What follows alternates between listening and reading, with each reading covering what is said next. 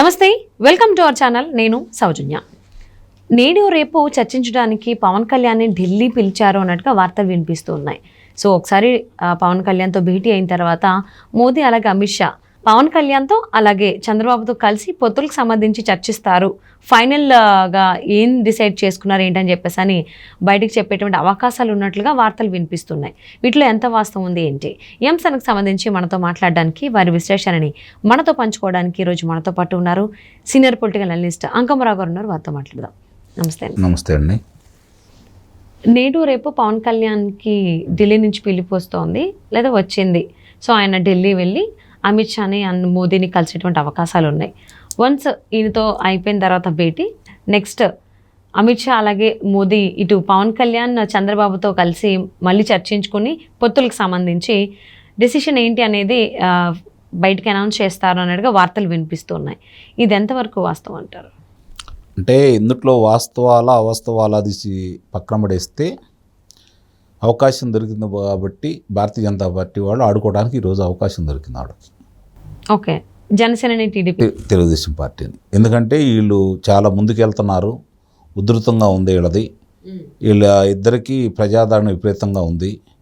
ప్రభుత్వానికి రాబోతున్నారు కాబట్టి, కేంద్రంలో మేమే రాబోతున్న సంకేతాలు ఉన్నాయి కాబట్టి బెట్టు చేసి భయపెట్టి బెదిరించి ఎక్కువ స్థానాలు అడిగి తీసుకోవాలని తన అధికారాన్ని, అంటే ఇక్కడ జనాదరణ లేకపోయినా కూడా కేంద్రంలో ఉన్నటువంటి వాళ్ళకు ఉన్నటువంటి ఈరోజు అధికారంలో ఉన్నారు, రేపు అధికారంలో వస్తామనే నమ్మకం వాళ్ళకు ఉంది కాబట్టి మేమే అధికారంలో రాబోతున్నాం, మా మాట వింటారా లేదా మీరు అని చెప్పని వీళ్ళని బలవంతంగా ఒప్పించే కార్యక్రమం చేస్తున్నారని చెప్పి చాలా స్పష్టంగా అర్థమైపోతూ ఉంది.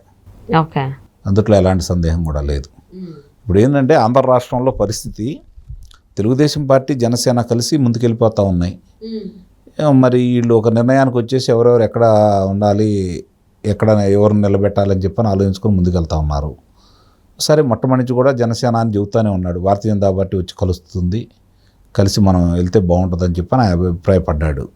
నేను ఇంకా ఎన్డీఏలోనే ఉన్నాను అన్నాడు తెలుగుదేశం పార్టీతో కలిసిన తర్వాత కూడా. అలాగే తెలంగాణలో కూడా కలిసి పోటీ చేశాడు ఆయన వాళ్ళతోటి. ఇది కొంచెం మరి ఆయనకి వదిలేశారు, దాని గురించి పట్టించుకోవాల్సిన పని ఏం లేదు. మరి ఈరోజు వెళ్ళి చంద్రబాబు నాయుడు గారు కలిసి వచ్చారు, అమిత్ షా గారిని కలిసి వచ్చారు, నడ్డా గారిని కలిసి వచ్చారు. మరి వాళ్ళు పొత్తుల గురించి ప్రకటిస్తారు. మరి వాళ్ళిద్దరు ఏం మాట్లాడుకున్నారో ఇది విధంగా మనకైతే తెలియట్లేదు. రకరకాల ఊహాగానాలు బయటకు వస్తూ ఉన్నాయి.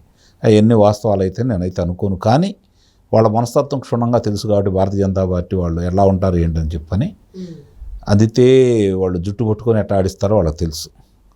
అందనప్పుడు చేయగలిగింది ఏం లేదు వాళ్ళు కూడా. అందితే వాళ్ళ ఆటలు ఎలా ఉంటాయో చూస్తూనే ఉన్నాం అన్ని రాష్ట్రాల్లో కూడా. తిరిగి అదేవిధంగా చంద్రబాబు నాయుడు గారిని కూడా, అంటే చంద్రబాబు నాయుడు గారు అంటే వాళ్ళకి ప్రత్యేకంగా ఒక రకమైనటువంటి ద్వేషభావం ఉన్నమాట మాత్రం వాస్తవమే. అందుట్లో ఎలాంటి సందేహం కూడా ఏం లేదు. ఈరోజు మళ్ళీ అధికారంలో రాబోతున్నారని కాబట్టి చంద్రబాబు నాయుడు గారిని పిలిచారే తప్ప లేకుంటే వాళ్ళు అవకాశం ఇచ్చేవాళ్ళు కాదు. ప్రజాభిప్రాయం చాలా ఎక్కువగా ఉంది, ఈ ప్రభుత్వం మీద బాగా వ్యతిరేకత ఉంది, ప్రభుత్వంతో పాటు మా మీద కూడా వ్యతిరేకత ఉంది. ఇప్పుడున్న ప్రభుత్వంతో మేము కలిసి వెళ్ళినా కూడా మాకు పుట్టగతులు ఎటు ఉండవు, శాసనసభలో కానీ లోక్సభలో కానీ అవకాశం రాదేమన్న ఉద్దేశంతో వాళ్ళు ఆడిస్తున్నటువంటి నాటకమే ఇదంతా. నిజంగా దీని గురించి అనుకుంటే ఒక నిర్ణయానికి వచ్చేసి ఇదిగో మేము ఎట్లా అనుకుంటున్నాం, మాకు ఇన్ని కావాలని అడగటం అనేది ఒక పద్ధతి. మరి అసలు ముందు దానికంటే కూడా ఆంధ్ర రాష్ట్రంలో జరగాల్సినటువంటి కొన్ని కార్యక్రమాలు వాళ్ళు చేసినట్టయితే 4-5 స్థానాలు అధికంగా అడిగినా కూడా పెద్ద ఇబ్బంది ఉండేది కాదు. ఈరోజు ఆంధ్ర రాష్ట్రంలో ఉన్న పరిస్థితులు ఏంటి, ఎంత అమానుషంగా ఉన్నాయి, పరిపాలన ఎంత అధ్వానంగా ఉంది, ఎంత కక్షపూరితంగా ఉంది, ప్రజలంత ఇబ్బంది పడిపోతున్నారు, వ్యవస్థలు ఎలా ఉన్నాయి, ఇవన్నీ వాళ్ళకైతే తెలియనివేం కాదు కదా. భారతదేశంలో ఇంచే ఎక్కడెక్కడ ఏం జరుగుతుందో వాళ్ళకి తెలుస్తూ ఉంటాయి, వాళ్ళకున్న వేగులు అలాంటి వాళ్ళు. మరి అట్లా అన్నీ తెలిసిన తర్వాత కూడా ఇక్కడ జరిగే పరిణామాలకు ఇంకా ఊతమిస్తానే ఉన్నారు కాబట్టి, అంటే ప్రజాభిప్రాయం ఉంది కాబట్టి వీళ్ళతో కలవాలనుకుంటున్నారు తప్ప మనస్ఫూర్తిగా కలవట్లేదు అనేది మాత్రం ఒకటి అర్థమైపోతూ ఉంది. ఓకే, ఎవరేమనుకున్నా అదైతే మాత్రం వాస్తవం, అందుట్లో ఎలాంటి సందేహం ఏం లేదు. రీసెంట్గానే ఆల్రెడీ చంద్రబాబు అమిత్ షాని కలవడం జరిగింది. మళ్ళీ కొన్ని రోజుల తర్వాత మళ్ళీ చంద్రబాబుని పిలుచుకుని మళ్ళీ పొత్తులకు సంబంధించి భేటీ అవ్వబోతున్నారు అనేది, అంటే ఇక్కడ ఎవరు బెట్టిగా ఉన్నారు? చంద్రబాబు గారు కలవడానికి అయిష్టంగా ఉన్నారా, లేకపోతే అసలు ఎందుకు అంటారు ఏంటి? తప్పనిసరి పరిస్థితుల్లో రాష్ట్రంలో జరిగే పరిణామాలను దృష్టిలో పెట్టుకొని కార్యకర్తల్ని కాపాడుకోవడం కోసం, భవిష్యత్తులో రాష్ట్ర అవసరాలను దృష్టిలో పెట్టుకొని చంద్రబాబు నాయుడు గారు ఒక మెట్టు దిగి ఒక ఆలోచనకు వచ్చేసి ముఖ్యంగా ఆయన కార్యకర్తల్ని రాష్ట్ర ప్రజల్ని కాపాడుకోవాలనే ఉద్దేశంతో ముందుకెళ్తున్నాడు. ఇప్పుడు ఆయనకి ఇప్పుడు ఏం సాధించాలి? రేపు అధికారంలో వస్తుంది ముఖ్యమంత్రి అయితే ఏం సాధించాలి? 294 మంది శాసనసభ్యులున్న శాసనసభలో ఆయన ముఖ్యమంత్రి. ఈరోజు 175 స్థానాలున్న 13 జిల్లాలకు పరిమితమైన దాంట్లో 23 జిల్లాల నుంచి 13 జిల్లాలకు పరిమితమైన రాష్ట్రంలో ఆయన అంతకంటే వరగబెట్టేది ఏంటి? లేకపోతే ఆయనకు వచ్చే ఘనకీర్తులు ఏముంటాయి?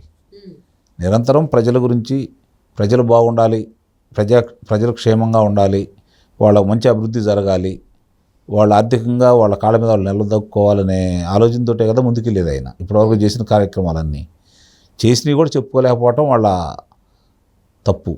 ఓకే, ప్రజలకి వివరించి చెప్పలేకపోవడం కూడా వాళ్ళ తప్పు. అవతల వాళ్ళ దుష్ప్రచారాన్ని సరైన సమయంలో స్పందించకుండా దాన్ని తిప్పికొట్టడంలో వాళ్ళు విఫలమయ్యారు. కాబట్టి ఈ ప్రతిపక్షం చెప్పినవన్నీ ఇప్పుడు అధికార పక్షంలో రావడానికి నాటి ప్రతిపక్షాలు చెప్పినవన్నీ ప్రజలు నమ్మడం కూడా జరిగింది.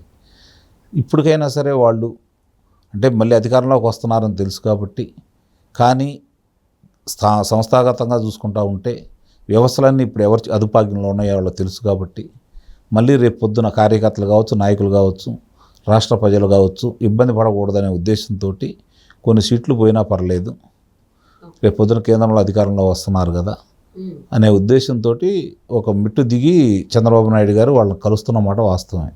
వాళ్ళు వీళ్ళని పిలిచారా, వాళ్ళు వెళ్ళారా అనేది తీసేది రెండో అంశం. అది మొదట అయితే కలవటం అయితే జరిగింది కదా, వాళ్ళైతే ఇక్కడికి రారు, ఈయనే అక్కడికి వెళ్ళాలి. ఎందుకంటే వాళ్ళ పరిస్థితి ఒకప్పుడైతే ఇక్కడికి వచ్చి ఉండేవాళ్ళేమో, వచ్చారు కూడా కొన్ని సందర్భాల్లో, కానీ ఇప్పుడు వాళ్ళ పరిస్థితి కాదు కదా. రాష్ట్రాలలో అన్ని రాష్ట్రాల్లో వాళ్ళు బలంగా వేణుకోవాలని వాళ్ళ ప్రయత్నాలు వాళ్ళు చేస్తున్నారు. ఆంధ్రప్రదేశ్లో అవకాశం లేదు కాబట్టి అవకాశం కోసం వాళ్ళు వాళ్ళ యొక్క బలాన్ని మించి అడుగుతున్నమాట మాత్రం వాస్తవమే. అంటే పొత్తుకు సంబంధించి ఇన్నిసార్లు ఎందుకు భేటీ అవ్వాల్సి వస్తుంది? ఒకసారి ఏమో అమిత్ షాతో భేటీ అయ్యారు చంద్రబాబు, ఇంకోసారి రాబోయేటువంటి రోజుల్లో మోదీతో చంద్రబాబు భేటీ అవ్వబోతున్నారంటే వార్తలు వస్తున్నాయి. అంటే పొత్తుకు సంబంధించి ఎప్పుడు మనకి క్లారిటీ వచ్చేటువంటి అవకాశం ఉంది? ఎలక్షన్ నోటిఫికేషన్ వచ్చేంత వరకు ఇలాగా పొత్తు భేటీలు జరుగుతూనే ఉంటాయి. ఈ ప్రక్రియ ఇలానే జరుగుతూ ఉంటాయి. అంత తొందరగా తెంచరు. వాళ్ళకి ఇష్టం లేకపోతే రేపు పొద్దున ఏమంటారంటే, చూసారా మేము అడిగినన్ని స్థానాలు ఇవ్వట్లేదు కాబట్టి అని చెప్పని వాళ్ళకున్న అధికారాన్ని ఉపయోగించుకొని వాళ్ళకి కావాల్సినవన్నీ బెట్టుతోటి సాధించుకోవడానికి ప్రయత్నం చేస్తారు. మరి ఆ త్యాగం తెలుగుదేశం పార్టీ శ్రేణులు చేయడానికి సిద్ధంగా ఉంటారా, లేదా చంద్రబాబు నాయుడు గారు వాళ్ళ ఒత్తిడికి తలొగ్గుతారా అనేది మాత్రం చూడాలి. ఓకే, సో ఎలక్షన్ నోటిఫికేషన్ వచ్చేలోపే ఈ పొత్తులకు సంబంధించి ఒక కులిక్కైతే కులిక్కి రాదు. ఓకే, ఎలక్షన్ నోటిఫికేషన్ వచ్చిన తర్వాత కూడా ఈ భేటీలు జరుగుతూనే ఉంటాయి. ఓకే, సో చూద్దామండి. సో పవన్ కళ్యాణ్ అయితే ఢిల్లీ వెళ్ళబోతున్నారు. ఆయన వెళ్ళిన తర్వాత మళ్ళీ వీళ్ళిద్దరూ కలిసి చంద్రబాబు అలాగే పవన్ కళ్యాణ్ కలిసి అమిత్ షా మోదీతో భేటీ అయ్యేటువంటి అవకాశాలు ఉన్నాయి ఈ పొత్తుల భేటీకి సంబంధించి అంటున్నారు. మరి ఇది ఎప్పుడు తేలుతుంది ఏంటనేది వేచి చూద్దాం.